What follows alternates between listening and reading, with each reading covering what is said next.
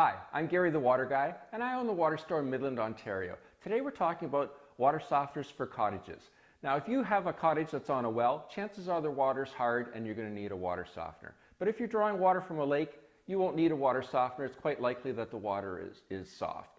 So some of the things you should look for and some of the things that you should think about, especially if you're considering investing in a water softener, are that you need to have a water softener that's a metered water softener and has an electronic valve, much like this one here.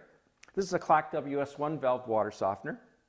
So because cottages have a huge difference in usage. During the summer months it may be busy, you might have lots and lots of people there, but in the winter months not so much. So you want to make sure that you're using your water and your salt efficiently, and a metered water softener will do that for you. The other thing you need to make sure is with electronic valve is it has an override, a 14-day override to make sure that it regenerates even if you haven't used up its capacity, to keep it fresh and to also keep the salt from clogging in the brine tank.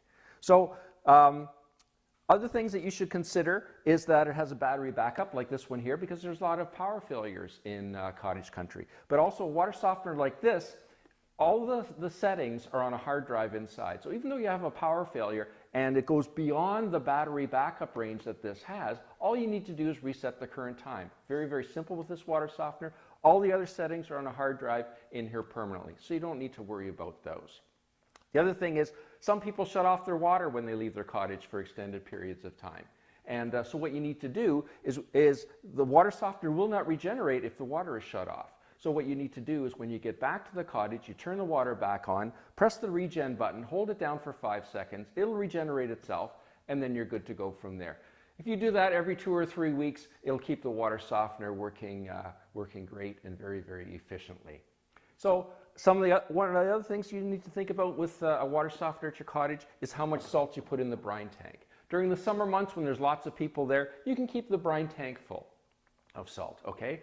But when you get to the fall season and there's fewer and fewer people up there and you're up there far less often, let the salt level drop down and don't fill it again until it gets down to about 1/4 or 1/5 of the tank, okay? Because you want to make sure that salt keeps turning over, okay?